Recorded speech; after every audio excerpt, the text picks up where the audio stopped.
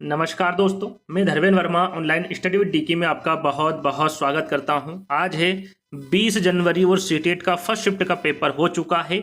आज हम आपको पर्यावरण, बाल विकास, गणित, हिंदी, संस्कृत के 44 प्रश्नों के बारे में बताएंगे। आज पर्यावरण के बहुत सारे प्रश्न बच्चों के द्वारा बताए गए हैं, तो उनके प्रश्न साथ में उत्तर भी बताए जाएंगे। जो टॉपिक बताया है उनको भी आपको बताया जाएगा, तो स्किप नहीं करना है, वीडियो को पूरा देखना है और अंत में हमें जरूर बताना है कि आज का जो वीडियो है वो आपको कैसा लगा। यदि आपको इसकी पीडीएफ चाहिए तो हमारे apps online study with DK को डाउनलोड कर लीजिएगा, वहां पर इसकी पीडीएफ आपको मिल जाएगी। यदि शाम तक आप इंतजार कर सकते हैं तो टेलीग्राम पर भी इसकी पीडीएफ आपको उपलब्ध हो जाएगी।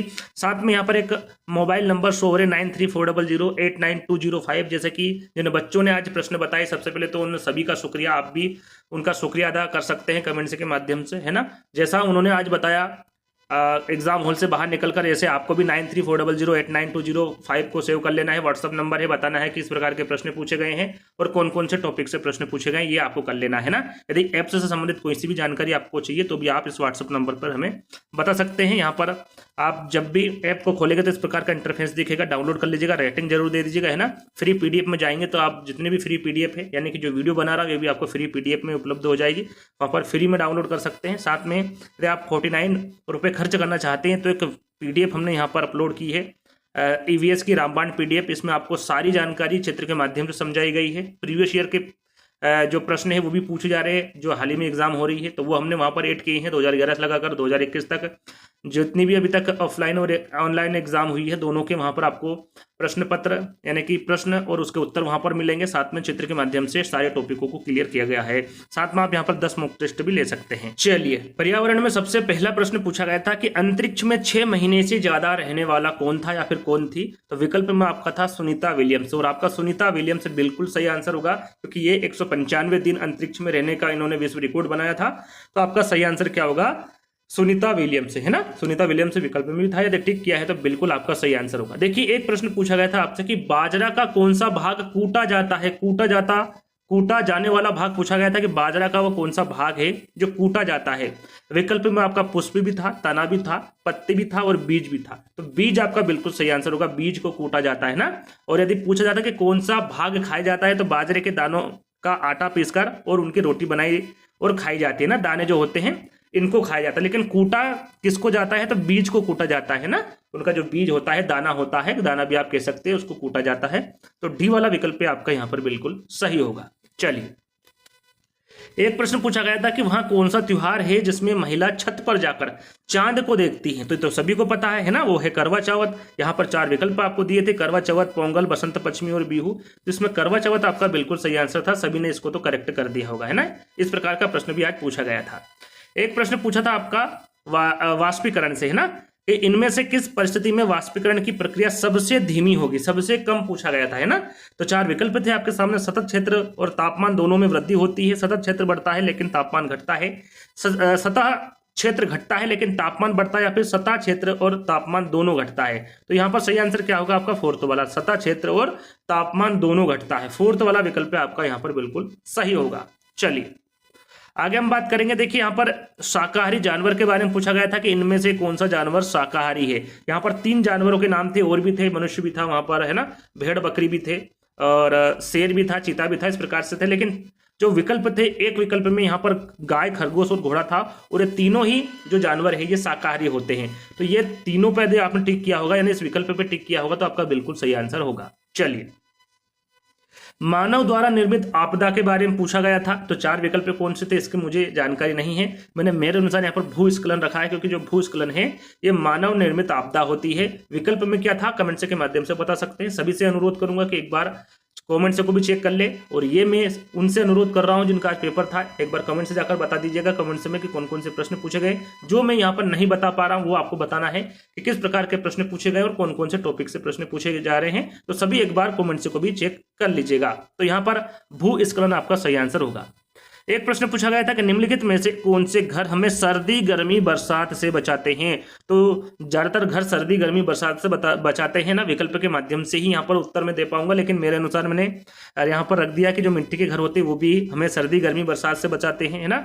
लकड़ी के बने घर वो भी आपके बचाते हैं, जिनकी छतें ढालू होती है ना। तो आपका पेपर था तो कमेंट्स के माध्यम से जरूर बताएगा कि विकल्प किस तरह से थे, है ना। लेकिन प्रश्न यही पूछा गया था कि निम्नलिखित में से वो कौन से घर है जो हमें सर्दी गर्मी बरसात से बचाते हैं। ये प्रश्न भी आज पूछा गया था। चलिए अगला प्रश्न पूछा था आपका कि यदि हम भारत की राजधानी दिल्ली को बीच में रखते हैं तो लखनऊ और चंडीगढ़ की दिशा आपसे पूछी गई थी, लखनऊ और चंडीगढ़ की, है ना। तो यदि आप बीच में दिल्ली को रखें तो चंडीगढ़ की जो दिशा होगी, यहाँ पर विकल्प मुझे याद नहीं है किस किस प्रकार के विकल्प थे, लेकिन जो चंडीगढ़ है वो उत्तर पश्चिम में होगी। यदि हम यहाँ पर रखे दिल्ली को तो आप देखेंगे मैप में तो चंडीगढ़ कहाँ पर है, यहाँ पर स्थित है ना। और आप देखेंगे यहाँ पर, और आप देखेंगे उत्तर प्रदेश लखनऊ, तो ये कहाँ पर है, तो यहाँ पर ये इनकी सीध में है ना। तो यहाँ पर आपका उत्तर प्रदेश लखनऊ आ जाएगा और यहाँ पर आपका चंडीगढ़ आ जाएगा। तो इधर देखेंगे तो उत्तर पश्चिम होगा और इधर देखेंगे तो पूर्व दक्षिण होगा। तो यदि विकल्प में उत्तर पश्चिम पूर्व दक्षिण होगा तो आपका बिल्कुल सही आंसर होगा, क्योंकि उत्तर पश्चिम का आपका चंडीगढ़ स्थित है और पूर्व दक्षिण में उत्तर प्रदेश लखनऊ स्थित है ना। इस प्रकार का प्रश्न भी पूछा गया था। विकल्प क्या था इसके बारे में मुझे जानकारी नहीं है। एक प्रश्न घटपर्णी पौधे के बारे में पूछा गया था। जो घटपर्णी पौधा है वो कीट पतंगों का जो शिकार है वो क्यों करता है। विकल्प मुझे पता नहीं है, मेरे अनुसार यहाँ पर उत्तर लिखा गया है कि जो नाइट्रोजन की कमी को पूरा करने के लिए वो शिकार करता है। आपको पता होगा कि जो घटपर्णी पौधा होता है जहाँ पर नाइट्रोजन की कमी होती है उस मिट्टी में ये उत्पन्न होता है, उस मिट्टी में ये पाया जाता है। तो नाइट्रोजन की कमी के कारण, कमी को पूरा करने के कारण ये कीट पतंगों को का शिकार करता है और उससे नाइट्रोजन की पूर्ति करता है ना।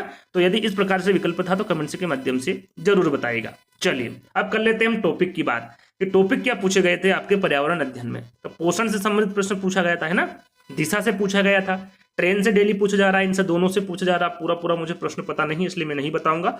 यहाँ पर टॉपिक में आपको बता रहा हूँ, दिशा से संबंधित और ट्रेन से संबंधित प्रश्न पूछा गया था। साथ में पेडागोजी की हम बात करें तो एनसीएफ 2005 से पूछा गया था, एनईपी 2020 से डेली प्रश्न पूछे जा रहे हैं इनसे, है ना। इनसे भी प्रश्न पूछे गए थे। बाल विकास की बात करें तो बाल विकास में आज भी जिन पियाजे से 2 प्रश्न पूछे गए थे, वाइगोत्स्की से भी 2 प्रश्न पूछे गए थे, कोहलबर्ग के नैतिक विकास से 2 प्रश्न पूछे गए थे और सीधे सीधे प्रश्न पूछे गए थे। अब प्रश्न कौन से थे इसके बारे में मुझे जानकारी नहीं है, लेकिन जो पेडागोजी आ रही है वो ज़्यादा टफ नहीं आ रही है, यानी कि मॉडरेट आप पेपर को मान सकते हैं, सरल से मॉडरेट, है ना। ज़्यादा यहाँ पर कठिन स्तर नहीं रखा है, वैसा के वैसे पेपर आ रहा है जैसे डेली पेपर आ रहे थे। चोम्स्की से संबंधित प्रश्न पूछा गया है, पोर्टफोलियो से, बुद्धि से पूछा गया है, एडीएचडी से संबंधित प्रश्न पूछा गया है, ये डेली पूछा जा रहा है, इसको अच्छे से कवर कर लीजिएगा। एनसीएफ 2005 और एनईपी 2020 इससे डेली हर शिफ्ट में हर विषय में पूछा जा रहा है, तो इसको अच्छे से कवर कर लीजिएगा। समायोजन से प्रश्न पूछा गया था आज, है ना। कथन और कारण से भी डेली प्रश्न पूछे जा रहे हैं, एक दो प्रश्न पूछे ही जा रहे हैं। जेंडर से पूछे जा रहे हैं, है ना, बालक अच्छा बालक अच्छी लड़की, है ना, इस प्रकार से प्रश्न पूछे जा रहे हैं। अब बात करते हैं गणित की। तो गणित में देखिए एक प्रश्न पूछा गया था आपसे, रोज पूछा जा रहा है ना, ये कभी प्रथम 10 संख्या, कभी प्रथम 5 संख्या, 1 से 50 तक के अभाज्य संख्या, इस प्रकार के प्रश्न पूछे जा रहे हैं। तो ये तो सरल से प्रश्न है, इसको तो आप हल कर देंगे। प्रथम 5 अभाज्य संख्याओं का औसत पूछा गया था कि औसत क्या होगा, है ना। अब औसत किस प्रकार से निकालेंगे, 4 विकल्प है। यदि आपको इसको हल करना है तो वीडियो को पुश कर लीजिएगा, आराम से हल कर लीजिएगा पेपर में, उसके बाद आंसर दीजिएगा यदि आप देना चाहते हैं तो प्रथम 5 अभाज्य संख्या कौन कौन सी है यहाँ पर आप देख सकते हैं। ये 10 है, यहाँ पर क्या लिखा है, प्रथम 5 अभाज्य संख्या है ना। तो वो हो गया आपकी 2, 3, 5, 7 और 11, ये 5 अभाज्य संख्या है। यदि पूछा जाता कि कितनी अभाज्य संख्या, कौन कौन सी अभाज्य संख्या, तो आपकी 2, 3, 5, 7, 11 होगी। औसत पूछा है तो औसत हम कैसे निकालेंगे, जो संख्या दे रखी है उनको जोड़ लेंगे और जितनी संख्या है उसका हम उसमें भाग दे देंगे, है ना। तो संख्या को हमने जोड़ा तो कितना आएगा आपका 28। 28 में जो संख्या है, संख्या कितनी होगी आपकी 5 होगी, तो 5 का आपको उसमें भाग देना होगा। तो 28 में हम यदि 5 का भाग देंगे तो क्या आंसर निकल के आएगा आपका 5.6, यानी कि पहला वाला विकल्प आपका सही होगा, 5.6 आपका बिल्कुल करेक्ट आंसर होगा। चलिए फिर आपसे ट्रेन से पूछा गया था गणित में, है ना। एलसीएम एचसीएफ से डेली प्रश्न पूछा जा रहा है, समकोण से प्रश्न पूछा जा रहा है, वेन हिले से तो डेली प्रश्न पूछा जा रहा है गणित में, गणित पेडागोजी में, ध्यान दीजिएगा, इसको अच्छे से याद कर लीजिएगा। पैटर्न पर आधारित डेली प्रश्न पूछा जा रहा है। हिंदी की हम बात करें तो हिंदी में जो गद्यांश आया था, ये जो गद्यांश है कल का यहाँ पर शो हो रहा है ना, गद्यांश और कविता दोनों पूछी गई थी, ये कल का है। दोनों जो पूछी गई थी उसके बारे में मुझे जानकारी नहीं है। एक प्रश्न जरूर पूछा गया था, है ना, उसके बारे में शायद मैंने लिखा नहीं है। तो एक गद्यांश था आपका, जो पद्यांश था, सॉरी, जो गद्यांश था आज का वो शायद राही पर था। किस पर था आपका? राही पर, है ना, याद रखिएगा, राही पर पूछा गया था आज गद्यांश हिंदी में। एक और प्रश्न पूछा गया था कि राष्ट्र की द्वितीय भाषा कौन सी है, इस प्रकार का प्रश्न पूछा गया था। हिंदी, उर्दू, अंग्रेजी, संस्कृत, 4 विकल्प भी थे शायद। तो इस प्रकार का प्रश्न भी आज पूछा गया था कि राष्ट्र की द्वितीय भाषा कौन सी है ना।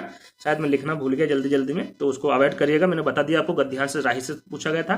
कविता की मुझे जानकारी यहाँ पर नहीं है ना, ये कल का था, गाँव की प्रकृति कल पूछा गया था आपसे। समास पूछा गया था आज आपसे। NEP 2020 पूछा गया था। NCF 2005, अर्जन और अधिगम से आज भी प्रश्न देखने को मिला। साथ में हम यहाँ पर संस्कृत की बात करें तो संस्कृत में जो गद्यांश पूछा गया था वो पक्षी पर था। पद्यांश का मुझे जानकारी नहीं है। साथ में प्रत्यय से संबंधित प्रश्न पूछा गया था, विभक्ति से पूछा गया था, समाज से एक प्रश्न पूछा गया था, जिन प्याजे से डेली प्रश्न पूछा जा रहा है संस्कृत में। NCF 2005 से प्रश्न पूछा गया था। जैसा कि मैंने आपको बताया था, टोटल 44 प्रश्न आपको मिलेंगे, जिसमें पर्यावरण अध्ययन के ज्यादातर प्रश्न रखे गए हैं। इस प्रकार से प्रश्न पूछे जा रहे हैं, आपको तैयारी अच्छी करना है। यदि आप हमारे ऐप्स से जो PDF है उसको परचेस करते हैं तो काफ़ी आपको मदद मिलेगी। यदि आपका एग्जाम अभी बाकी है तो वहाँ पर आप परचेस कर सकते हैं, 10 प्रैक्टिस सेट लगा सकते हैं, जिससे कि आपका आकलन हो सकता है, आपकी तैयारी और बेहतर हो सकती है। तो वहाँ पर जाकर एक बार चेकआउट कर लीजिएगा, है ना। फ्री में भी बहुत सारी चीज़ें वहाँ पर अपलोड है, PDF अपलोड है, तो उनको भी देख लीजिएगा। ऐसा नहीं है कि वहाँ पर सारी चीज़ें पेड है, फ्री में भी बहुत सारी चीज़ें वहाँ पर आपको उपलब्ध मिल जाएगी। PDF भी वहाँ पर आपको उपलब्ध हो जाएगी, तो जाकर एक बार चेकआउट जरूर कर लीजिएगा। तो आज का वीडियो हम यहीं पर समाप्त करते हैं। जल्दी ही दोस्तों एक नई वीडियो के साथ मिलेंगे, जब तक के लिए धन्यवाद।